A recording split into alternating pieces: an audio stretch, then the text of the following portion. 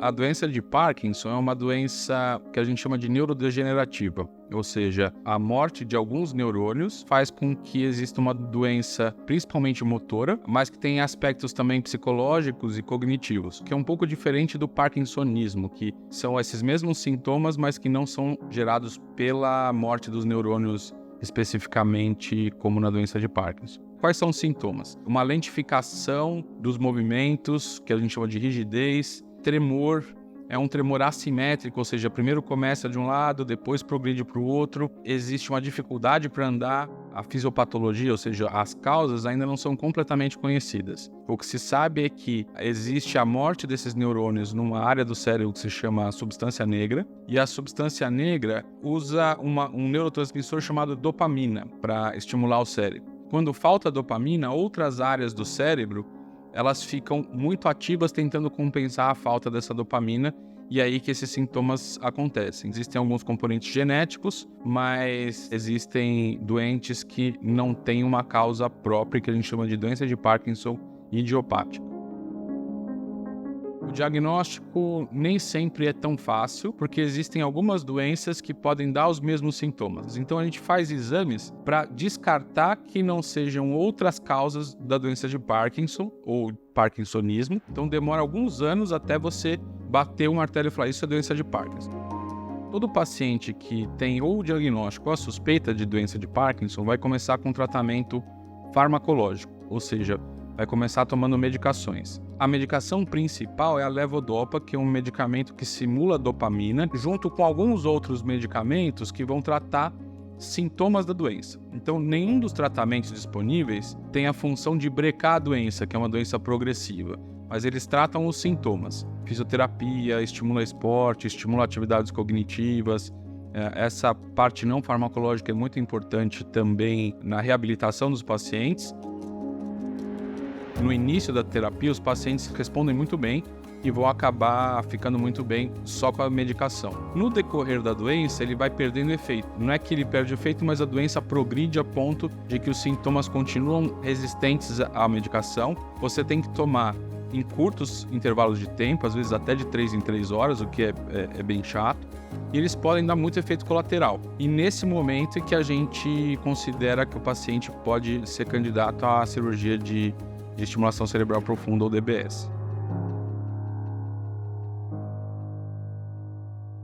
O DBS, que a gente chama também de estimulação cerebral profunda, consiste no implante de normalmente 2 eletrodos. Um eletrodo, na verdade, é um fiozinho que tem 4 ou 8 contatos e que vai ser ligado ao marca-passo, e esse marca-passo vai dar energia para esse eletrodo.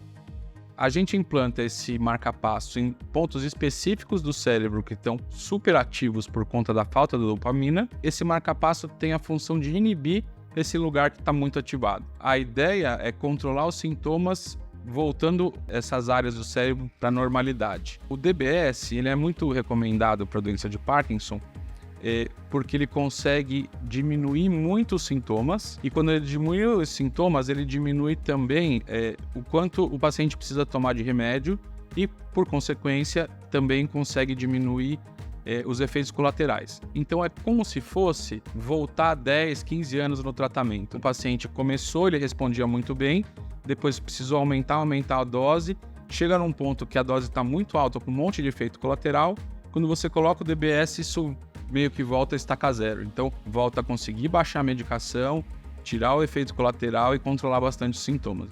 A qualidade de vida de um paciente com Parkinson sem DBS e com DBS, sendo que os dois tinham indicação, é completamente diferente. Muda completamente a vida, não só do paciente, como dos familiares, de todo mundo que está ao redor, levando cuidados, etc. É fundamental que essas empresas de tecnologia, como a Boston, produzam cada vez novas tecnologias para melhorar a qualidade de vida. O Vercise Genus é um gerador que possui algumas capacidades interessantes. Então, assim, uma das etapas que a gente acaba demorando mais é no consultório para fazer as programações para o paciente. Depois que você implantou o eletrodo, você vai ter que ajustar os parâmetros. E existem inúmeros parâmetros que você pode ajustar, E a capacidade do gerador de mostrar a anatomia em 3 dimensões para a gente e mostrar a simulação desse campo elétrico facilita muito. Toda essa modernidade acaba sendo usada em prol do paciente. A recomendação para os pacientes que têm a doença e querem saber mais é procurar um especialista em distúrbios de movimento, seja um neurologista clínico ou neurocirurgião, e que vai te acompanhar e te dar a melhor indicação. Às vezes a melhor indicação é não fazer nada. Às vezes a melhor indicação é colocar um DBS. Procure alguém que fez, procure outros pacientes que já fizeram para conversar como é que foi, porque isso acaba também te deixando mais seguro, né? Não só a palavra do médico, mas conversar com quem já passou por isso, eu acho que é bem importante. Normalmente os pacientes, quando funciona super bem, eles querem fazer propaganda porque eles veem que eles perderam um certo tempo na vida sem saber que poderiam tratar. Quando eles veem que assim, o medo era uma questão mais teórica do que prática, eles falam, por que eu não fiz isso aqui antes?